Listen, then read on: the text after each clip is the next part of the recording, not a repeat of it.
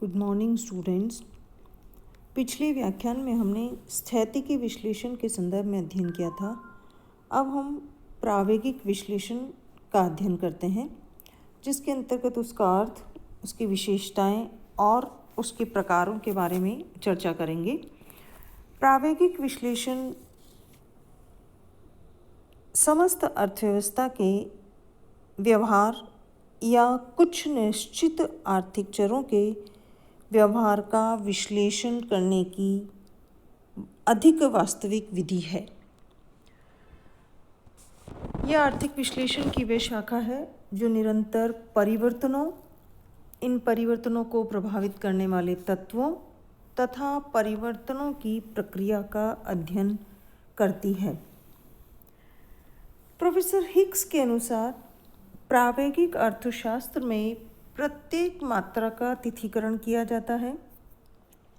प्रावेगिक अर्थशास्त्र आर्थिक सिद्धांत के उस भाग को कहते हैं जहां तिथीकरण आवश्यक हो जाता है। इसके अंतर्गत परिवर्तन की दर में उतार चढ़ाव का अध्ययन होता है। इसमें एक दी हुई व्यवस्था में विभिन्न चरों के संबंधों का संबंध एक ही समय बिंदु या समय अवधि से होता है, और दूसरी ओर जब विश्लेषण में प्रयुक्त विभिन्न चरों के मूल्यों का संबंध विभिन्न समय बिंदुओं से है, तो इसको प्रावेगिक विश्लेषण या आर्थिक प्रावेगिकी कहा जाता है। इसमें हम इस विश्लेषण से हम इसकी कुछ विशेषताओं की व्याख्या कर सकते हैं। अर्थात यह एक परिवर्तन की प्रक्रिया की व्याख्या करता है। इसमें अंतिम साम्यावस्था का विश्लेषण नहीं बल्कि आंशिक संतुलनों की व्याख्या की जाती है।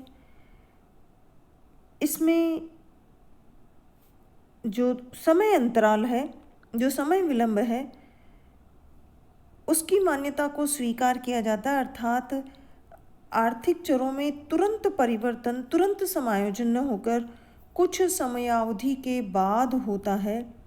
साथ ही यह जो विश्लेषण है, यह आर्थिक चरों के असंतुलनों का अध्ययन करता है और पूर्ववर्ती एवं पश्चातवर्ती या परवर्ती घटनाओं के संबंध में आर्थिक वातावरण का अध्ययन प्रावेगिक विश्लेषण के अंतर्गत किया जाता है।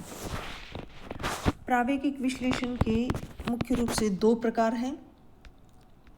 पहला है व्यष्टि प्रावेगिक विश्लेषण।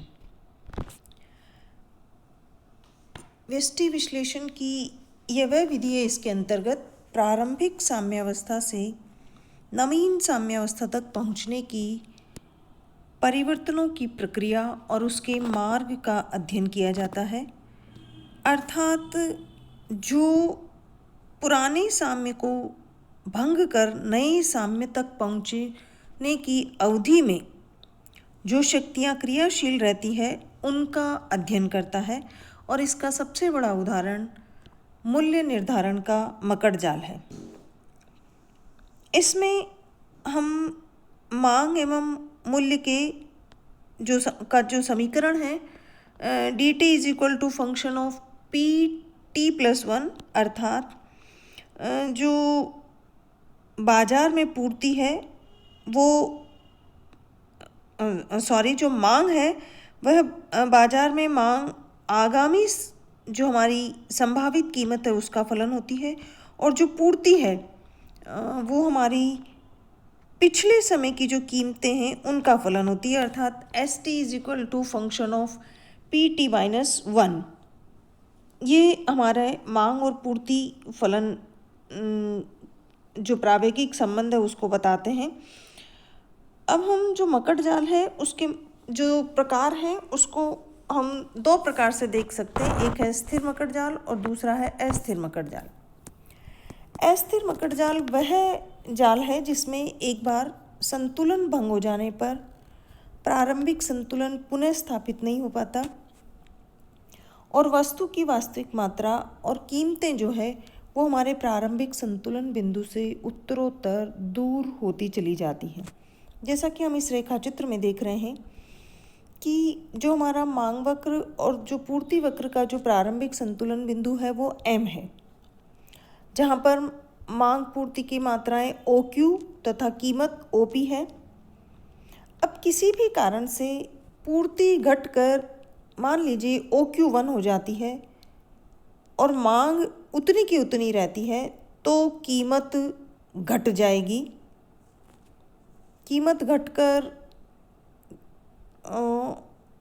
जो हमारी कीमत है वो हमारी पूर्ति घट जाती है तो कि मांग के यथावत रहने पर कीमत बढ़ जाएगी, अर्थात OP1 हो जाती है। अब इस बढ़ी हुई कीमत पर जो पूर्ति करता है वो अगली समयावधि में अपनी पूर्ति बढ़ा देते हैं, किंतु जब पूर्ति बढ़ती है तो इस बढ़ी हुई पूर्ति पर कीमत घट जाती है और OP2 हो जाती है, और परिणाम स्वरूप अगली अवधि में जो पूर्ति करता है वो अपनी पूर्ति घटा देते हैं, जिससे पुनः कीमतें बढ़ जाती है और P3 हो जाती है।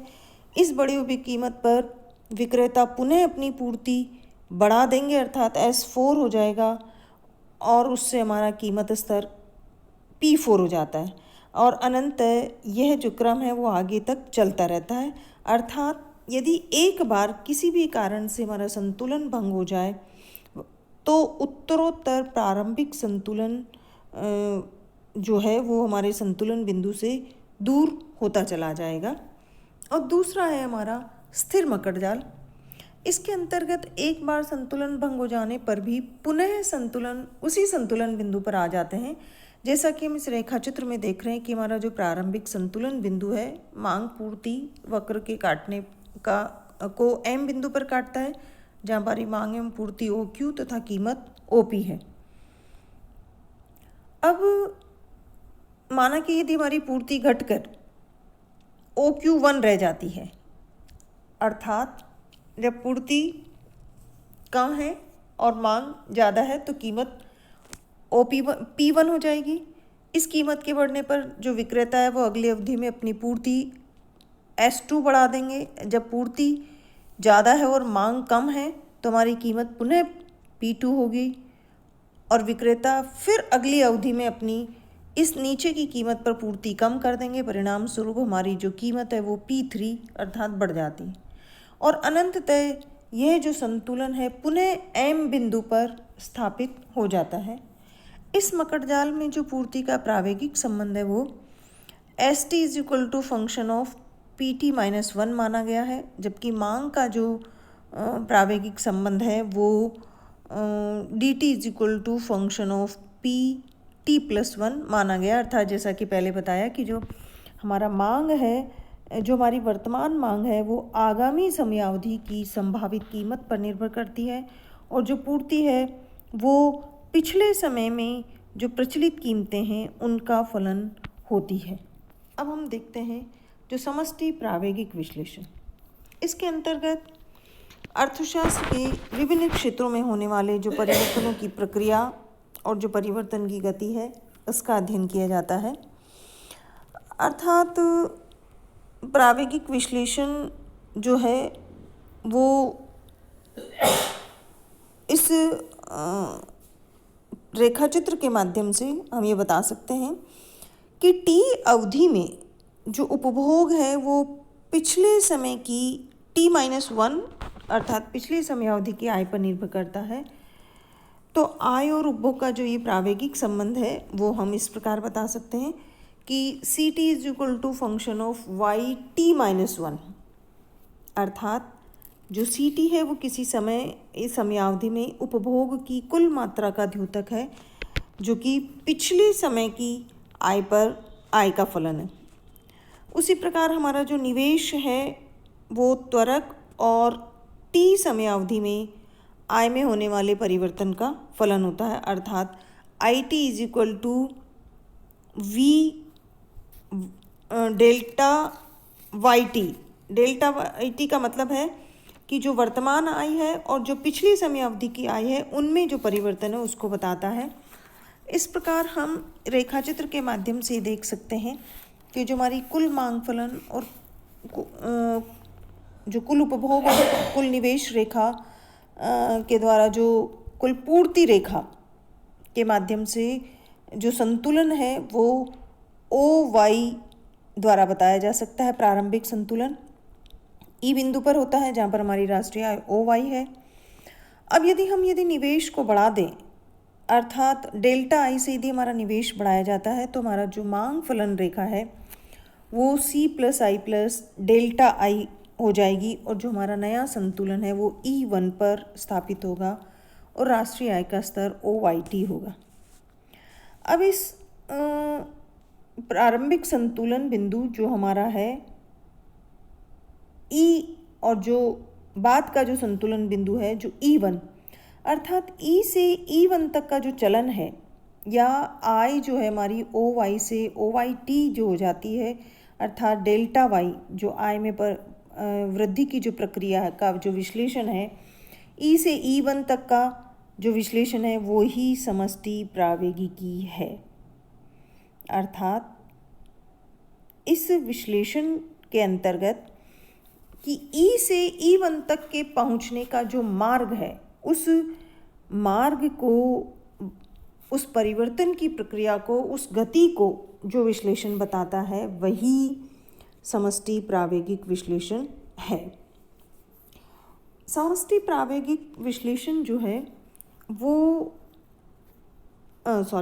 प्रावेगिक विश्लेषण जो है वो आर्थिक संतुलन एवं निरंतर परिवर्तन से संबंधित समस्याओं का स्पष्टीकरण करता है। इसके अंतर्गत हम विभिन्न जो हमारी समस्याएं हैं, जैसे व्यापार चक्र का सिद्धांत, मकड़ जाल का सिद्धांत आदि जो जटिल आर्थिक समस्याएं हैं उनका उचित विश्लेषण प्रदान करता है। इसके साथ ही मानवीय मनोवैज्ञानिक समस्याओं से संबंधित समस्याओं के अध्ययन में भी प्रावेगिक विश्लेषण उपयोगी है। और जो ये जो सिद्धांत है, ये जो विश्लेषण है, ये अवास्तविक मान्यताओं की अपेक्षा ये न तो अवास्तविक मान्यताओं का सहारा लेता है और न ही जो आर्थिक व्यवहार के निर्धारक तत्व हैं जैसे तकनीकी रुचि और जो साधन है उनको अपरिवर्तनशील मानता है। अर्थात आर्थिक जीवन की समस्याओं के समुचित व्यवहारिक विश्लेषण, उनकी उचित व्याख्या और समस्याओं के उचित समाधान हेतु प्रावेगिक विश्लेषण की आवश्यकता होती है। हालांकि ये इसमें परिवर्तनों की जटिलता और इसकी तीव्रगामी प्रकृति के कारण इसका प्रयोग सीमित है और ये अत्यंत कठिन अर्थात उच्च गणितीय ज्ञान की आवश्यकता होती है और इसका अभी पूर्ण विकास भी नहीं हुआ। इसलिए इसका जो प्रयोग है वो कुछ विशेषज्ञों तक ही सीमित है। हालांकि इसकी कुछ सीमाएं हैं, लेकिन फिर भी ये एक नई शाखा और इसके माध्यम से हम अपनी जो जटिल समस्याएं हैं उनके समाधान के विश्लेषण में हम इसके लाभदायक परिणाम प्राप्त कर सकते हैं। धन्यवाद।